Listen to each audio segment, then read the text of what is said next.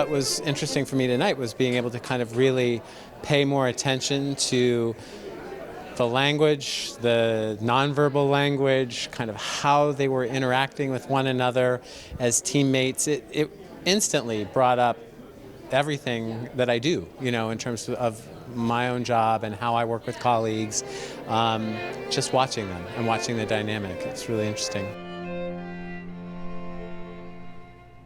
What if it's going into that last bar, since I have to play 5 more notes, not so much, like it almost felt like it landed on the downbeat of later retard, maybe?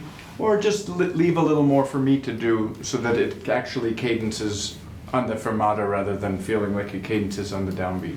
Yeah. What strikes you? Does anything surprise you? For me, it's the collaborative nature. I mean, they're all inputting and all allowing each other to speak, which I think is wonderful. Yeah. Do you notice the language that they use? How many times they say, I wonder about that, and what if, and could it be like? And there's this special language of proposing, putting something forward that doesn't shut anybody off. Nobody is ever shut down. It seems like the accents on the second beat feel different depending on the material. And I wonder if maybe we could try when it's legato, that it's more like a gentler kind of accent rather than in the forte, which has that kind of release. More swing? Yeah. Oh, you mean more swing in the... The way we play the accent is too aggressive. I just think maybe it could be more, like more... Lyrical. Yeah, more lyrical, yeah.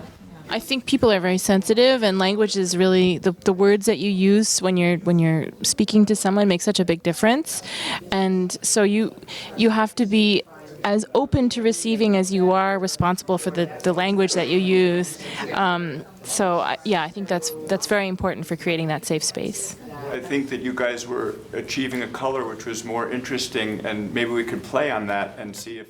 Feedback is so important. You see that when the trust breaks down a bit, it makes people less willing to share and less willing to receive feedback. People were perhaps a little bit more defensive versus, open to trying something new or building on something else.